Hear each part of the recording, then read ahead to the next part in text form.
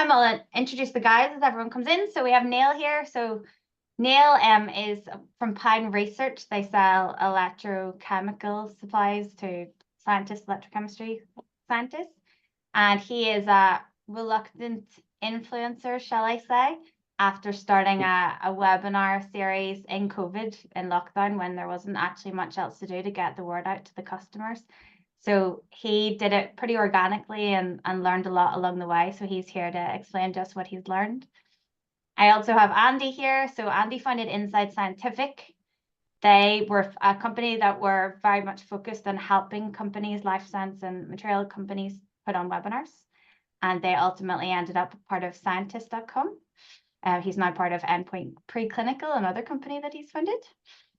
And I also have Danny here from Layzell Network. They have a lot of different brands because they go specific on all their individual brands. So Layzell Life Sciences for today.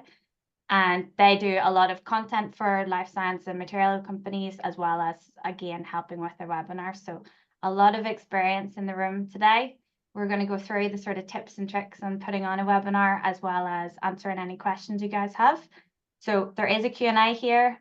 Chloe, yes, there will be a recording available afterwards. So don't worry about that. And we'll also be summarizing some of the findings that we found. But in the meantime, if you have any questions, just pop them in and we'll get them answered as well. So just to kick off then, the first question is really like, should we do a webinar? If I have a wee look at the poll, then we'll find, so most people have started doing webinars. They know that they should, but they want to find out more about how to run them, the sort of tips and tricks, which we'll obviously give them today. 40% of our attendees actually haven't started with doing webinars yet, and 14% are killing it already. So maybe they should be up here with us. But that gives you an idea then. So, you know, given that sort of most of the people are still thinking about whether they should or not, the first question is really like, should our webinars useful? Are they worth the effort? Andy, I'll throw it to you first to kick us off. Yeah, sure. Well, first, thanks for the introduction, and Neil and Danny, and excited to be here with you today and talk about webinars for about 45 minutes. Yeah, I'm a bit biased on this one. As you said, Laura, like I started a company around the basis of running webinars for life science instrumentation companies. So I tend to find it very easy to come to a yes, we should do a webinar. But what I'd want to share with the audience today about planning a webinar is really that the trick is to plan with the end in mind and really set all of your goals and answer all these questions around planning from the audience's perspective. It's all too easy for us, and I'll use an instrumentation manufacturing company, but it applies to CROs and others, whether you're selling services or whatnot. We get a bunch of marketers and salespeople in the room. We all want to talk about generating awareness and driving leads, etc.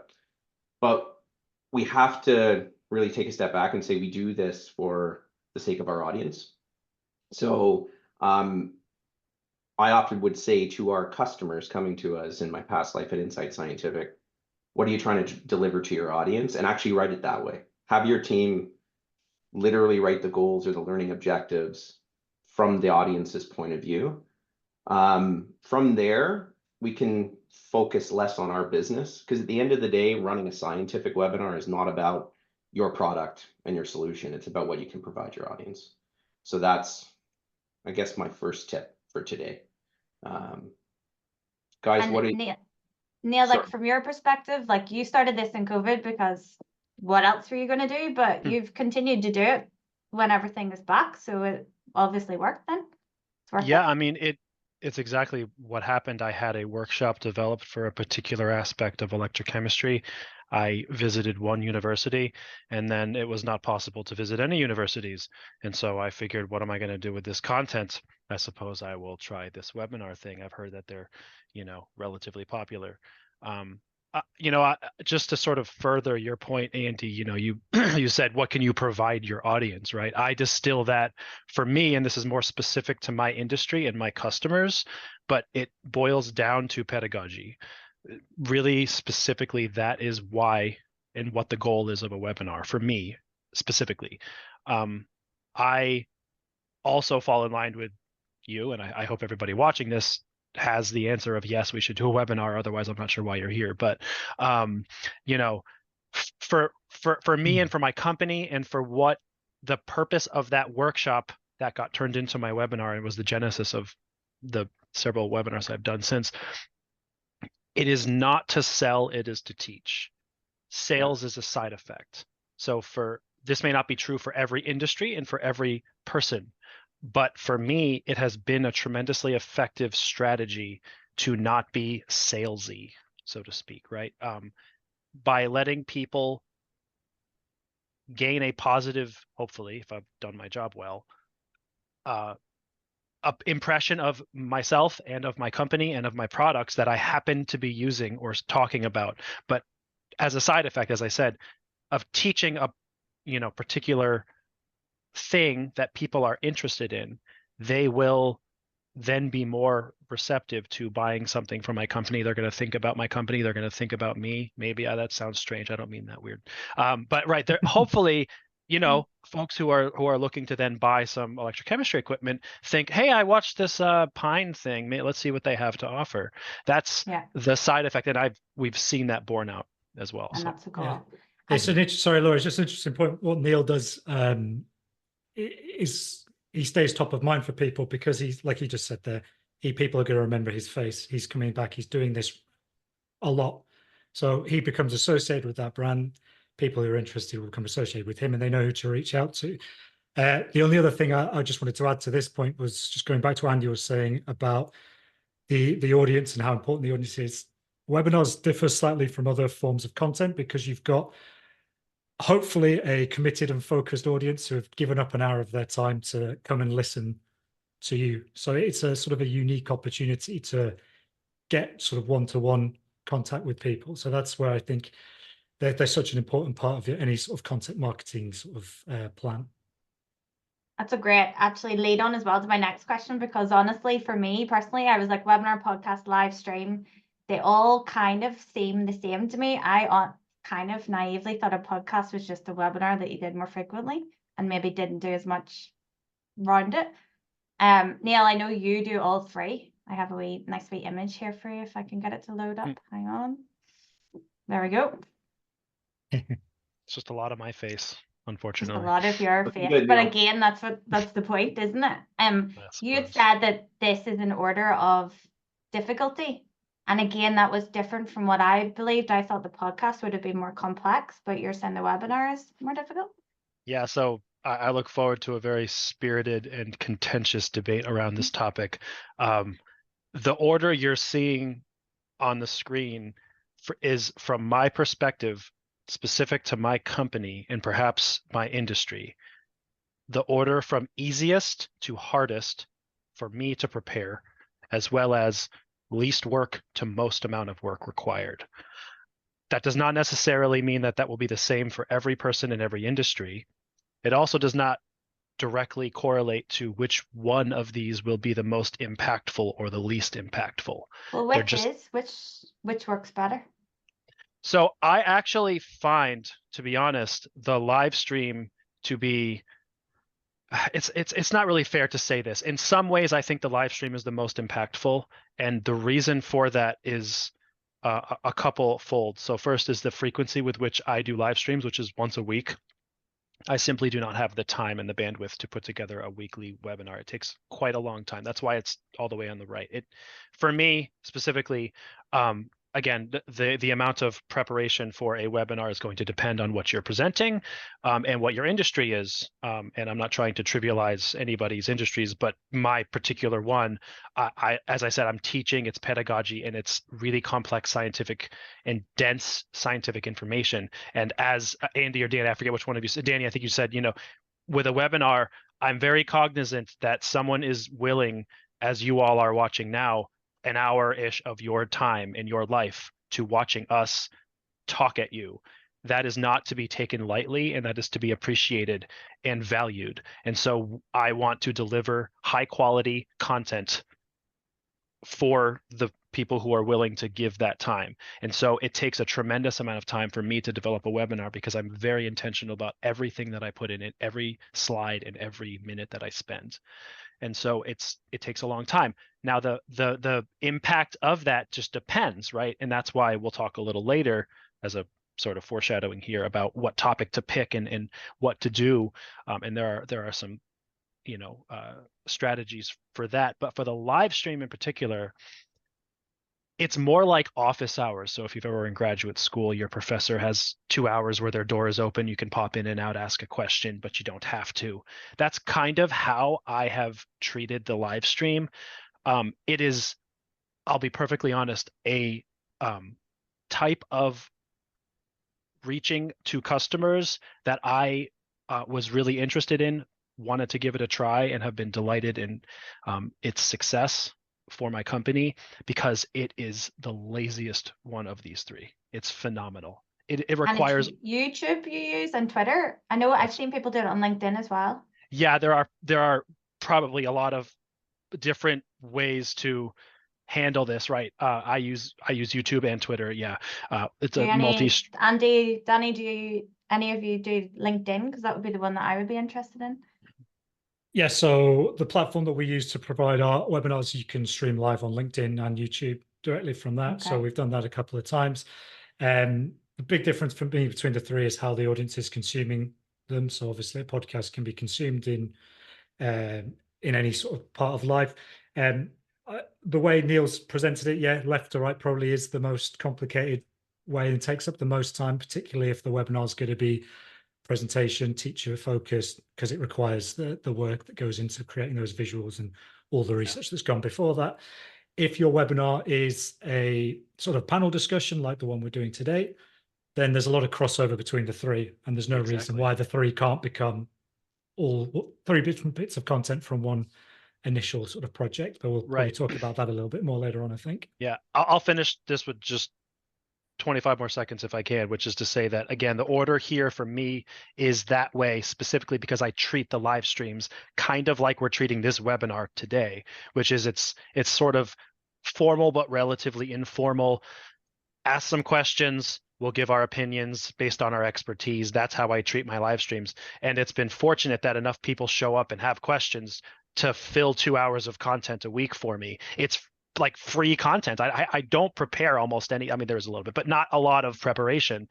And then the other thing I'll say is that, again, it just depends, like to your point, Danny, what are you trying to accomplish? And for us with the podcast, it was entertainment mainly, not so much pedagogy. It really is meant to be minor teaching, primarily entertaining, just goofiness. How do you make electrochemistry entertaining? We can take that. It's maybe a webinar in itself.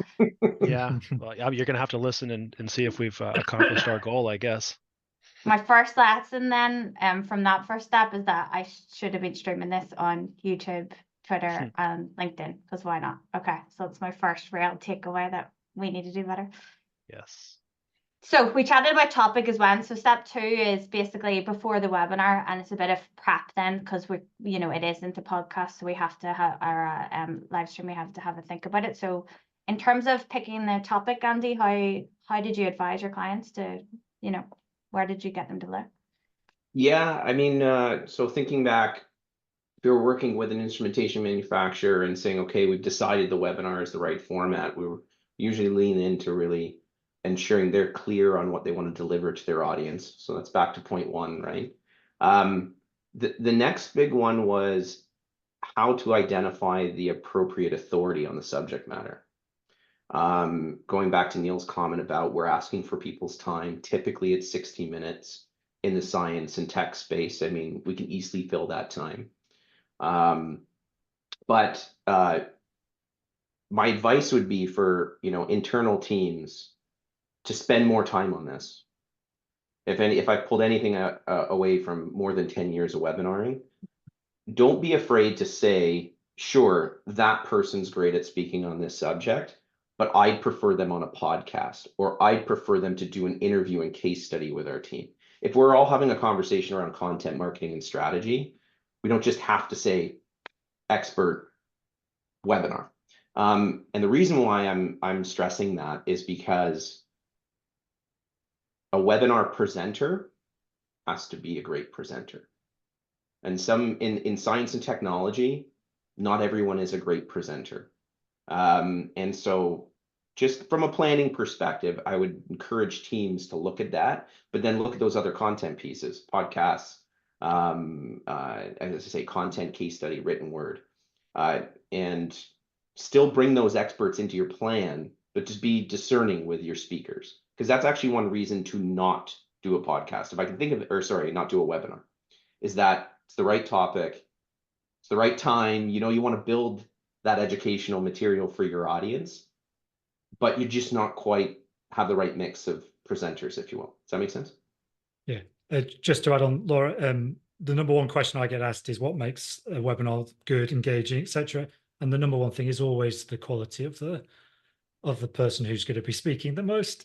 If the smartest person in the room isn't always the best at presenting. So like just going back to what Andy was saying, if you've got someone or a customer who you want to talk about your subject, webinar might not be the best format for you if they're not as good at engaging an audience on in a virtual event. So yeah, really, really important to make sure you spend some time on this. Yeah. And Sounds like the person governs the topic, but Neil, it's always you. So how do you pick your topics?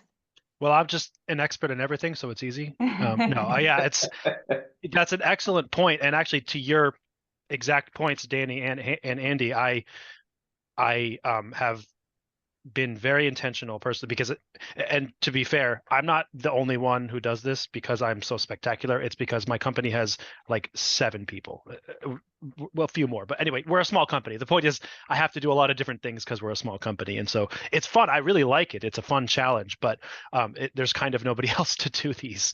So but to that point, Andy, you make an excellent point. Like there are some aspects, I'm not going to get into the specifics of my company's products, but there are some products, for example, my colleague Alex or my colleague Tim, that are much more knowledgeable than me. I just would not do a webinar on those. They would be the better people to do that, right? But I have been very intentional to practice speech and cadence and presentation, slide, pedagogical kinds of tools and skills. I've been intentional to try to learn those. But as far as what you're asking about, Laura, and the topic too, the other important thing to mention is for my company and for my webinar topics in particular, it is driven not just by what I am comfortable and have enough knowledge about to present on. It is also heavily driven by SEO, right? Search engine optimization is a big part of that. And for my industry of electrochemistry, there are a handful of things that we know, for instance, impedance spectroscopy, cyclic voltammetry, rotating disc electrode. Again, I know that I'm not going to get into the too much specifics, even though I just did. Those are things that people search for a lot on YouTube, on Google. We know these things. We know what the top X, Y, Z things that people search for. So those are obviously the things that I should be interested in providing webinar content for, because the audience's size and engagement reflect what people want to know about. And the other thing I'll say about that, and it's the last thing about this topic of topics, is that for me, again, in my industry, and there may be some crossover in other people's industries, but I'm dealing with graduate students quite often, postdoctoral researchers and things like that. There are always new students coming in every year. New batch of graduate students. This is an evergreen kind of thing. Webinars are always useful. The same content that you develop once can and will be used. You will refine it and tweak it over years, but you can use it over and over because new students come in who need to learn the same thing that last year's crop of students did. And last year's crop of students will probably also join your webinar again. I have a lot of repeat people to the same webinar series that I gave in subsequent years because they wanted a refresher. But there will always be new students who need it, so nothing is wasted. Perfect. It's worth saying as well. So if you take the guys that are watching, if they're wondering where to start, so they look at their SEO, they pick that topic. If they don't have a Neil that is prepared to give all of the webinars, and you did want to maybe look for an expert in the field to do that presentation, you can always type that into SciLeads as well. Use our KOL finder. That will give you all the people that are able to speak on this, and then you can reach out to them. Their contact details are there, and that's a great place to start. This bit is probably a quick fire round, to be honest. the day, the time, the length, the cadence. Andy, you did mention 60 minutes for a scientific webinar already. What do you think about the day and the time for them? Tuesday, Wednesday, Thursday for hosting. Out of all the hundreds and hundreds of webinars we hosted through Inside Scientific, I would say most were hosted at 11 a.m. Eastern, just like this webinar. And that's so you can touch on your, European contacts, a good chunk of your North American contacts. To maybe a little bit early for those on the West Coast, but it's a great middle ground. I would say if there is appetite and opportunity to do geographically focused live broadcasts, do it. Do one that's a little bit better for Europe. If we were presenting from here earlier in our day, do one a bit later for West Coast. I would say the one other thing is there are some cultural differences to when something like a webinar might want to be consumed. As an example, when working with one of our Japanese customers, they were very adamant of actually occurring after regular business hours to not interrupt regular business hours, because it was seen, even though it was B2B and educational, it was seen as something that just needs to fall outside. So I would say do that research, but that was the common Tuesday, Wednesday, Thursday, and that 11 a.m. is the sweet spot, in my opinion. Yeah, I agree with that, Laura. So we do 11 a.m., 10 a.m. Eastern if we're going to be doing North America, European markets. The only thing I would add, and I really like the idea of doing different live streams depending on the markets you're working with. If you have got limitations and you can only do one time slot, then I'd say do the optimal one for the main market that you want to do. Mm-hmm. So if that happens to be midday Eastern time and you lose a few people in Europe, then so be it. If that's your number one focus, then do what's best for them.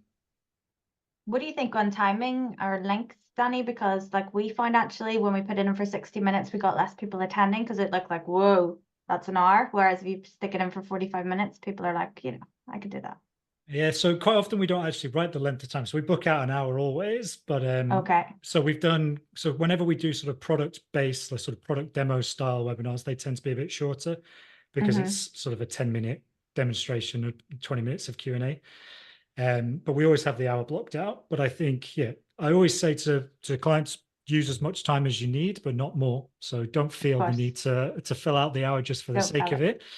And also, if the Q&A happens to run a bit longer than an hour, then people who really want to stay will stay. So fit the time length into the content that you're providing. And Neil, you said that your Q&As are 2 hours, which just sounds crazy. Is that typical or? It's not typical, but it does happen. Yeah. Okay. I'm 100% with Andy. Tuesday, Wednesday, Thursday is the right tight days. Don't pick Monday or Friday. Generally, seems to be the best advice. I've stuck with 1 hour. I have not run a webinar under an hour, so I have no comparison. But perhaps the scientific, technical sort of crowd is more accustomed to that length. I suppose it is interesting to consider if I were to offer one with a 45-minute slot, if I'd have a more engagement, if people feel like it's less of a commitment. That's kind of an interesting point that I actually haven't considered. But I basically announce 1 hour of content and then 30 minutes for questions. And I've had some question sessions go longer. And it's exactly what Danny said. Do as much as you need and not more. For the content section, I am firmly in favor of letting the Q&A go as absolutely long as it needs to be. It's similar to the live stream phenomena, because you can't go too long with a Q&A because the people who are there are interested. You can't guarantee that 3 hours of lecture content will have everybody's attention because they will bail. They're not interested in that. But if people are sticking around to ask questions, they want answers. And so that is definite guaranteed engagement. You should not, if you have the time, if you have to go home for dinner, I get it. But if you have the time to stick around after a webinar and answer questions for a while, it is in your best interest to do so. Yeah, and the Q&A is where a lot of the learnings come from as well. But perhaps you hadn't thought about ideas for your next content. So agree with that, Neil. If the Q&A is the gold dust of any event. Absolutely. That's why my live stream has been so fun. Yeah. you say that you do your live stream every week, but you can't do a webinar every week. So, and you've obviously been doing the webinar for years. So do you keep that consistent, or is it just whenever you have the time to prepare For the webinars or the live stream? for the webinars? Or the live Webinars, stream, yeah. I guess, is weekly. I have some level of consistency and probably a larger level of inconsistency, to be honest, with the webinar. I have a relatively decent level of consistency with a couple of the series that I've developed. One's like a 5-part series, one's a 2-part series. I've run those at least once a year, every year since 2020 or 2021 or so. And that's, like I said, incoming students will always want that, and the attendance is always is pretty good for those webinar series.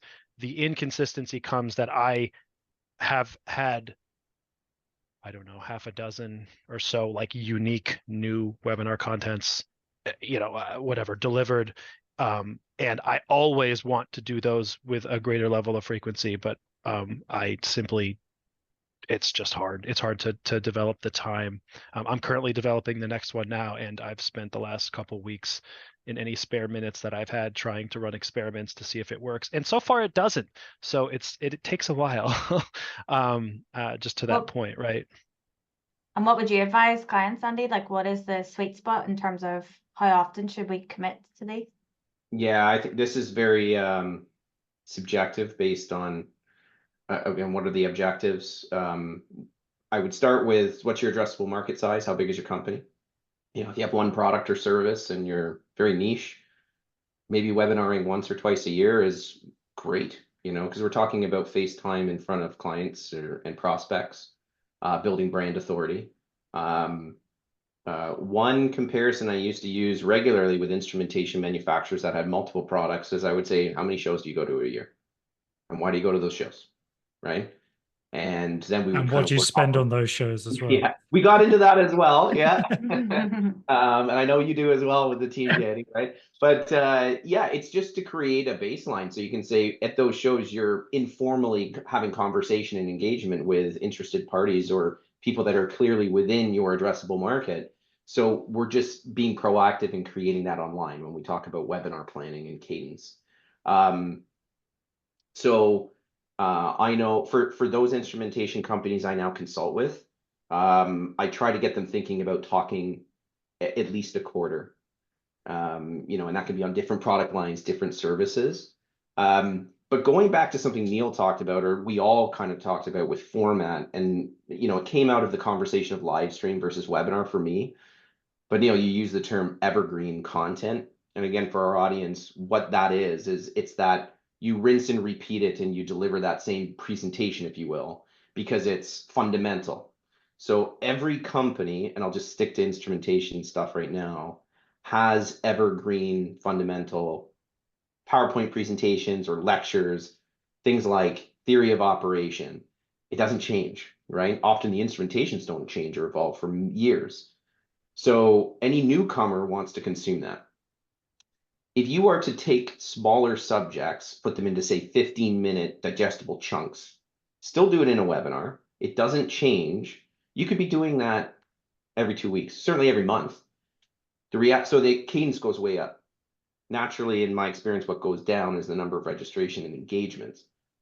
But when you look at annual touch points, right, you've kept it simple, you've delivered education regularly, and you've also now you've created a program. When you're running evergreen content, you can put it onto simulated live auto drive. And simulated live is when you pre-record things in advance and then broadcast back with a live feel to your audience.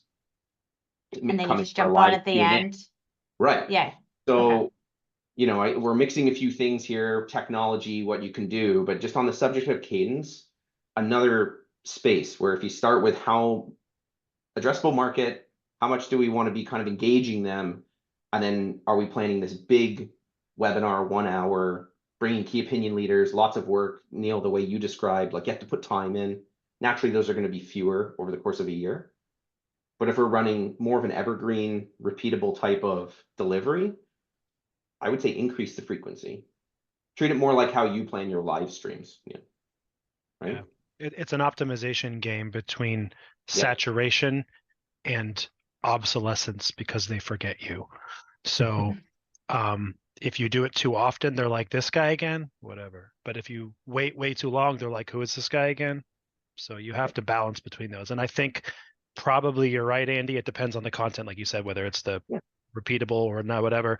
If for me, it, because I've been doing this for as long as I have now, I kind of have like an internal, check where I'm like, it's been too long, got to do one, got to get out there again, and the frequency sort of is almost self-regulating at this point for me. But I think something in that 3 to 6 month range as a general piece of advice is probably wise. Yeah, as a minimum. Cool. So there's quite a few questions coming in about promotion. So we'll chat about sort of where you guys get the engagement. So when you run a webinar, what is the breakdown between the different channels? I hope I've covered most of them there.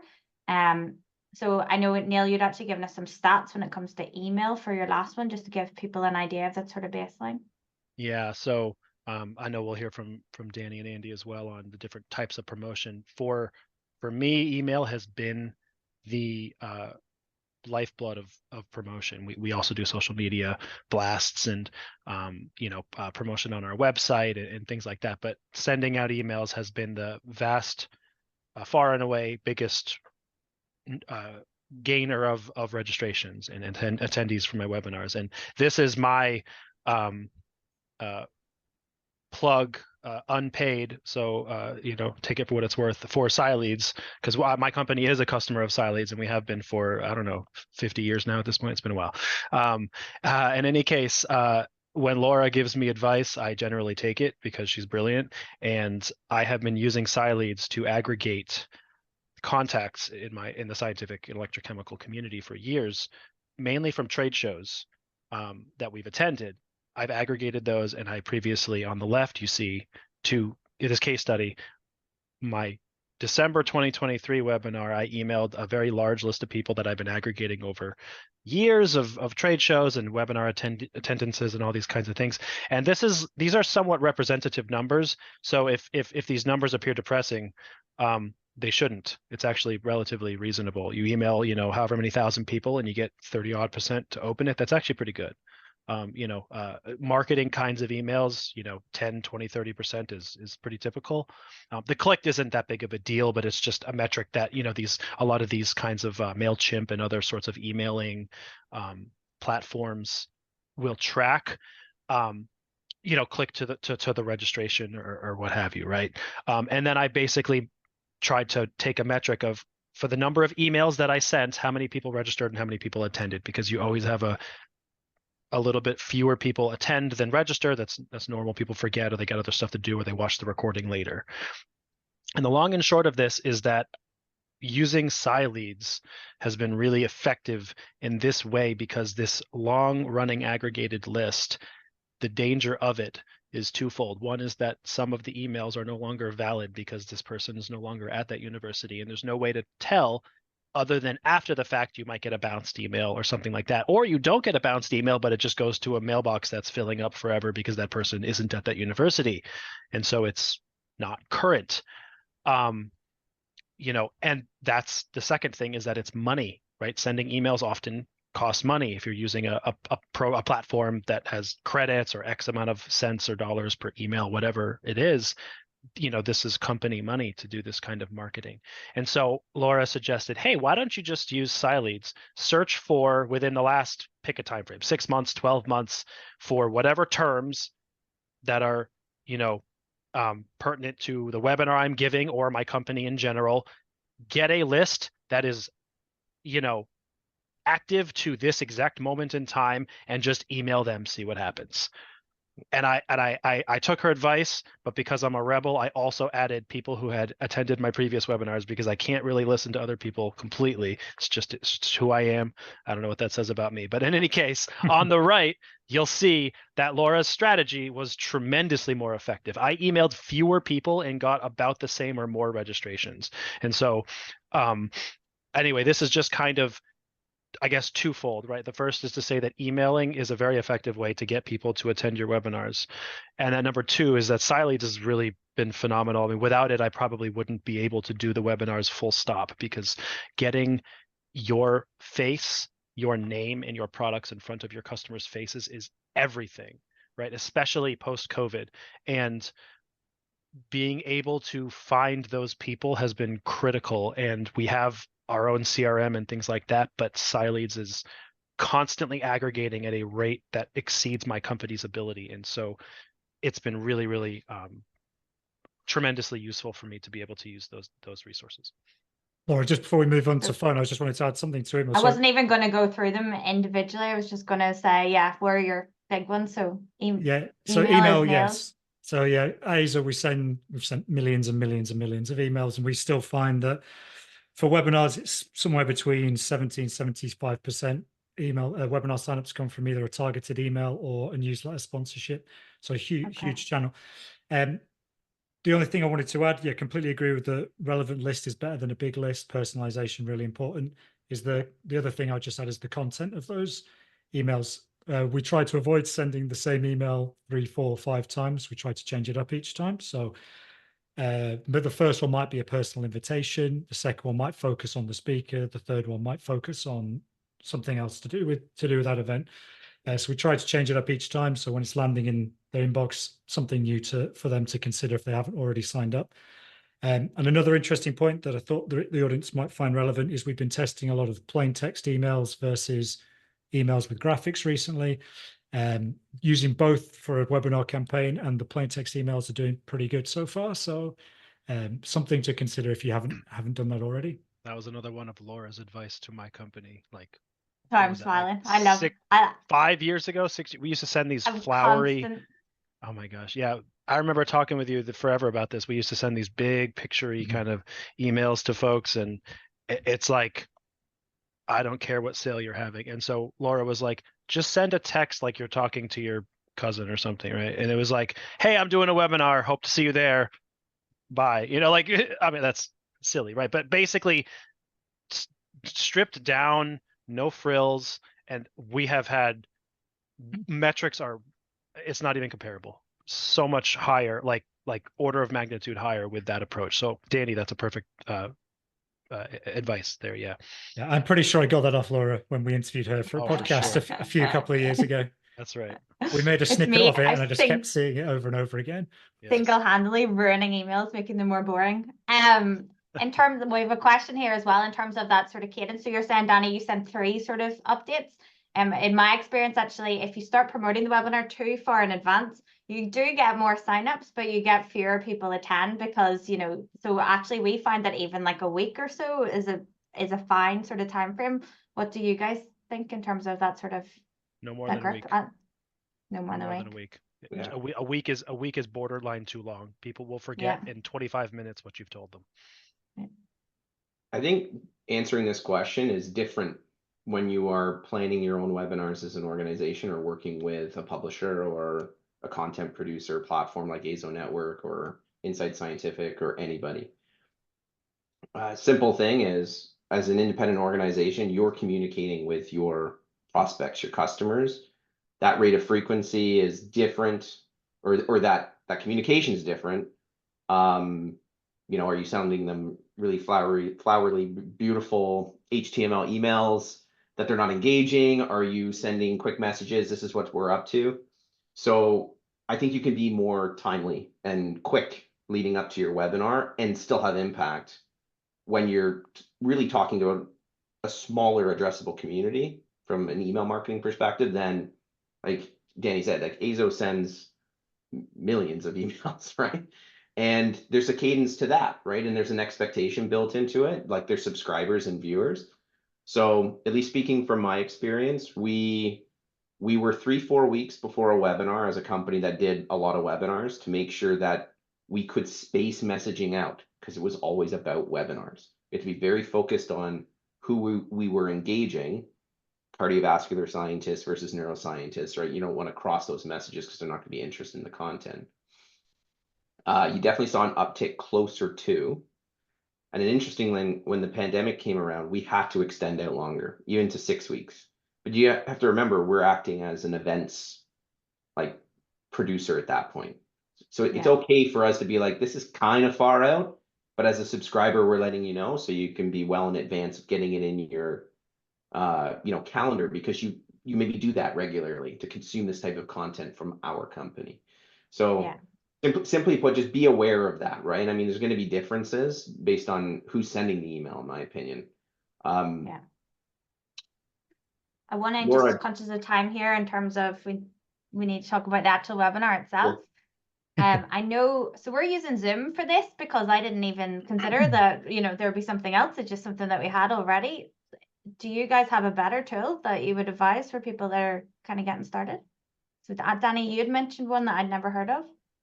Yeah, so I think Zoom's pretty good as a sort of a getting started sort of tool. Everyone's familiar with it because during the pandemic, everyone became accustomed with it.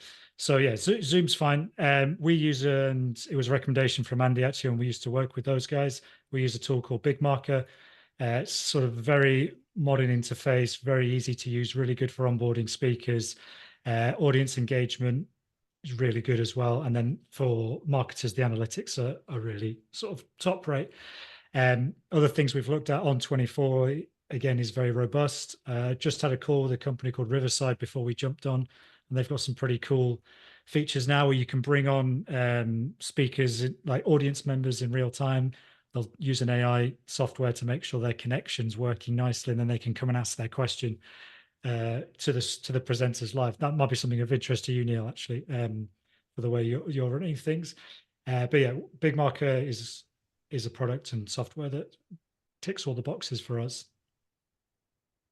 Awesome. Do you want to add to that, Andy? If it was you that recommended it, what's in particular makes it better than using Zoom? Is it more or less expensive? Yeah, so if I quickly kind of trace back the journey, we kind of started on the, you know, the GoToWebinar Zoom type of platforms very early on. We then felt necessary to shift to the more, I would call them webcast or broadcasting platforms, and that's like On24, which Danny mentioned. And like these are built in a way in which you can build virtual events for some of them. They're often overkill and not required for certainly an organization like an instrumentation manufacturer, CRO, service provider. So the middle road was BigMarker. That was what I liked, is that they bring in tools or features like building a series or a summit. They bring in features like API integration into your website, and it's very reliable.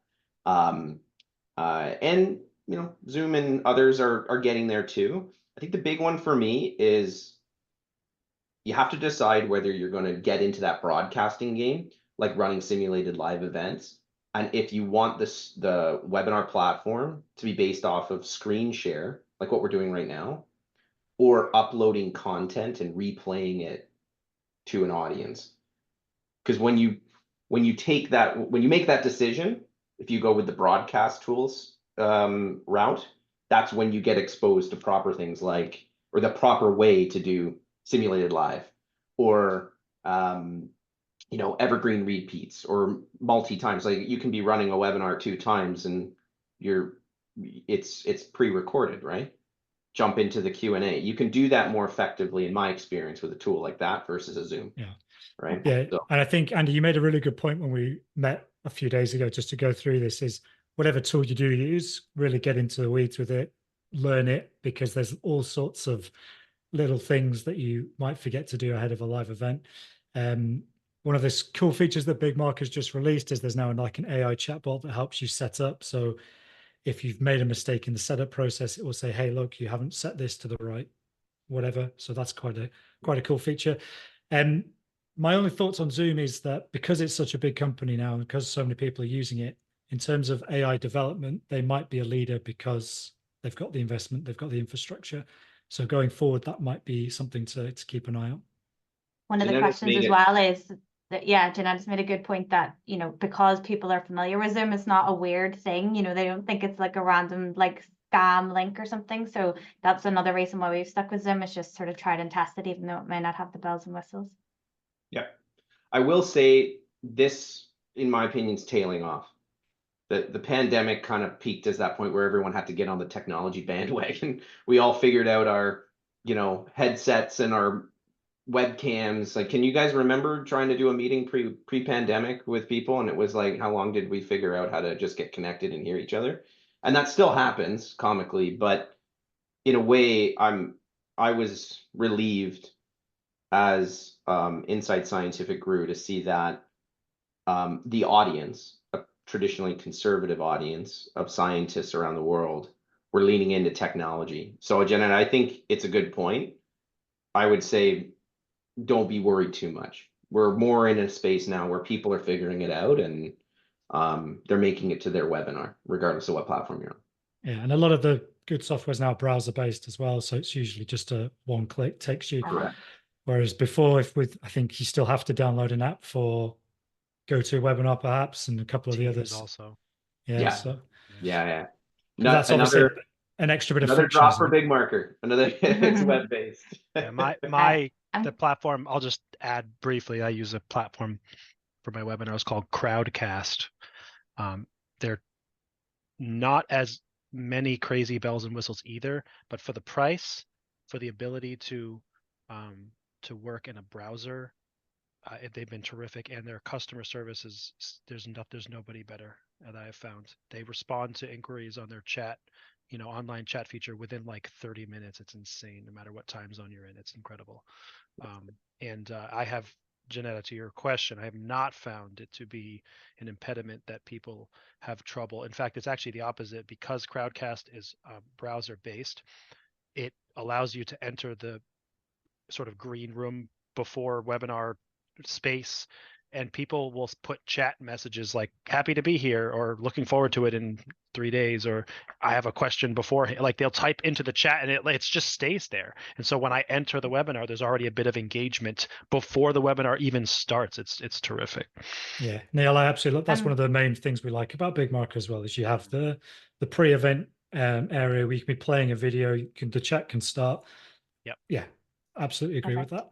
Conscious of time here because we've run out of time, and I know a lot of people want to get onto the post webinar because honestly, this is something that we don't do very well as well. And I was always of the opinion of, okay, did the webinar prep, webinar's done, we can just stop now and breathe a sigh of relief. And then I was chatting to Danny a while back, and he was like, we get more views post webinar than we do live. Like, you don't just stop. That's when the work begins. So I know that is kind of overwhelming somewhat, though, in terms of working out how to take that content and put it further. So Danny, in terms of how you guys do that, I know there's different tools out there that maybe would be helpful for the guys as well, and me, because I'm going to use all of this myself. Well, to start with, it's not for everyone. If you're a small team and you haven't got the bandwidth to do it, then it's not a problem. But what we've found is that post-event, we're trying to achieve two things. We're trying to get anyone who didn't turn up live to watch the content, or as many as people as possible who've already registered to watch. But we're also trying to re-promote it again, so we can get a whole new set of people to watch that content. So just to go through the question, do you reach out to people after so as a standard, we will send the recording to everyone who's registered, whether they attended or not. But what we find afterwards is we do a lot of post-production. So we'll take the video file, we'll master the audio using an AI tool in Adobe that comes over anything. So if there's any sort of blutters, any connection drops or anything like that, it will fix that up. So anyone watching on demand will get a better quality audio experience. We'll also smooth up transitions. So if there's a changeover of speakers, or someone's screen sharing and they're not screen sharing, that sort of thing, we'll get rid of that and make the whole thing a lot smoother. You've got options to add in captions. I think Zoom's got a built-in caption feature where you can have that streaming live. Again, if you download the video file and put it in Adobe, they've now got a AI-generated captions, which is a bit stronger than your sort of standard one. So again, that's something that makes life a lot easier.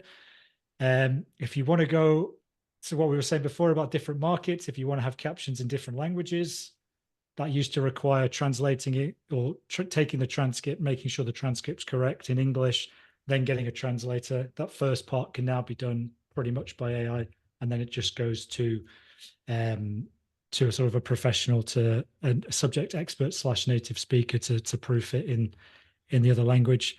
And then there's other things that we were talking about last time, Laura, where we do the social snippets, take a 30, 60-second key feature. There's a software called Opus now, which will do the heavy lifting for you. So rather than sitting through an hour long trying to make notes of, Neil said a really good point at minute 24 or something. It will just pull that out for you, and then obviously you can approve it. But How does it know? Don't ask me. Okay. So Opus, is that expensive or? That's a good question. It's not silly expensive. Okay.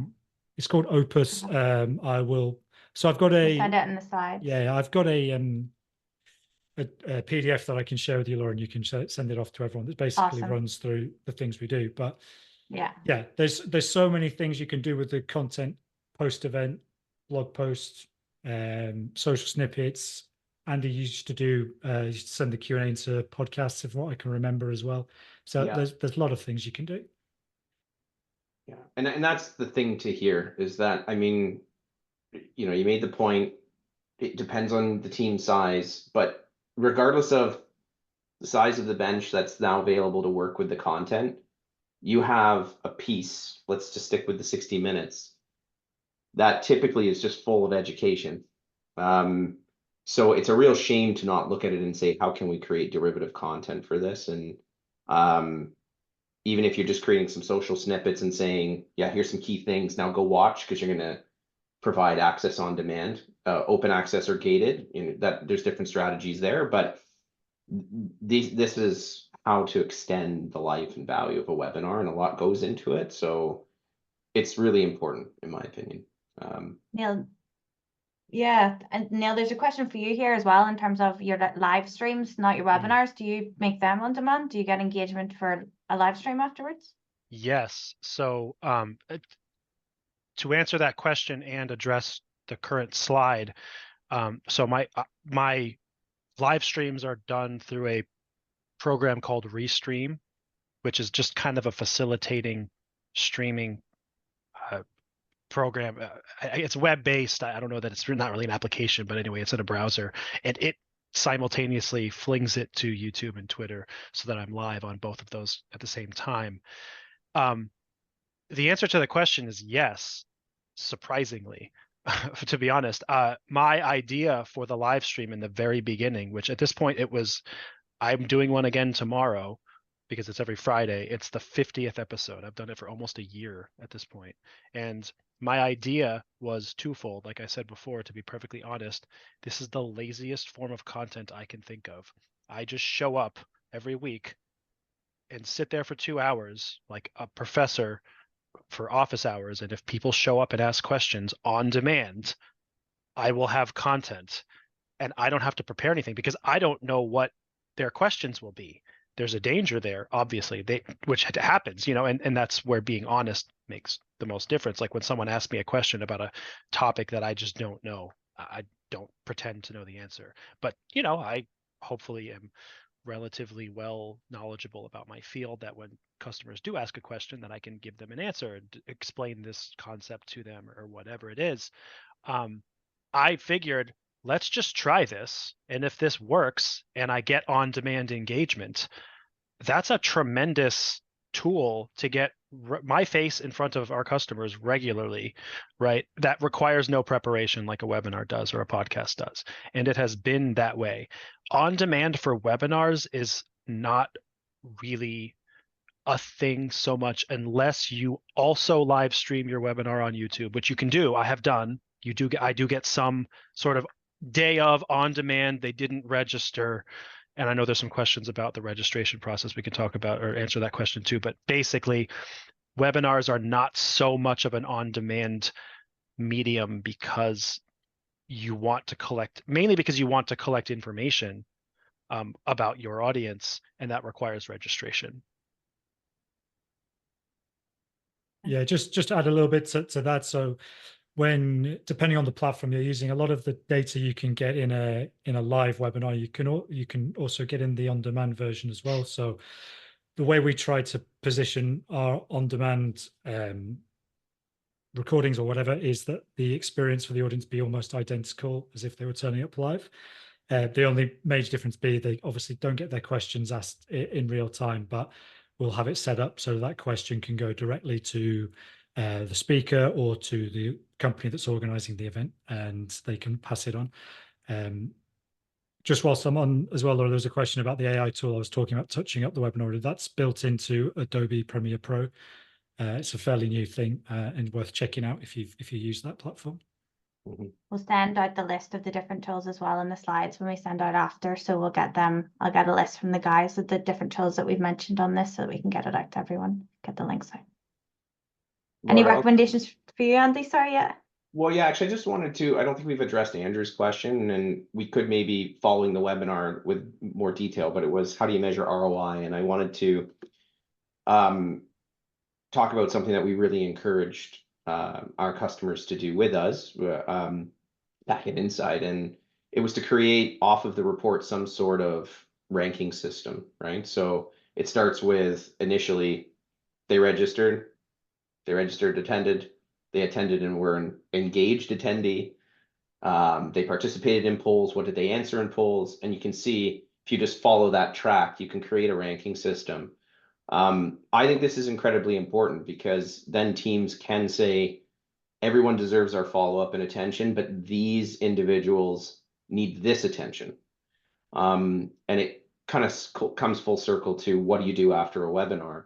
And that is when you create derivative content pieces, you should make them, these are for attendees that have already consumed and gotten the value of my webinar. So it's the next step.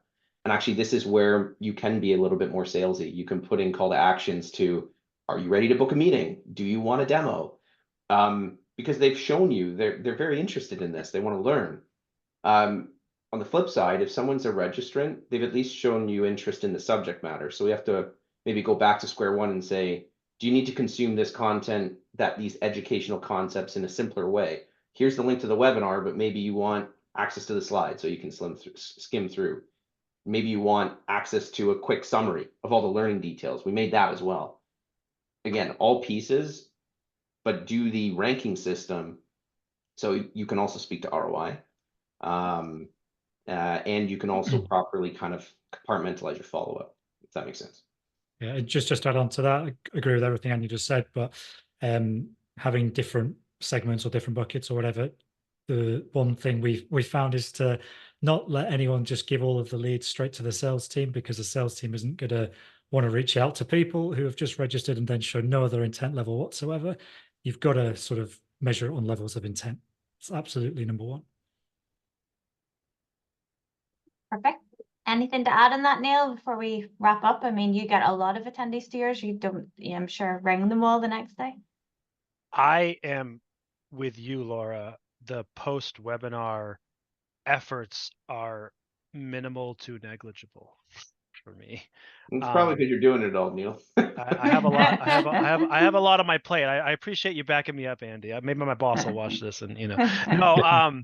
Actually, it's not entirely true. I should give myself a little more credit.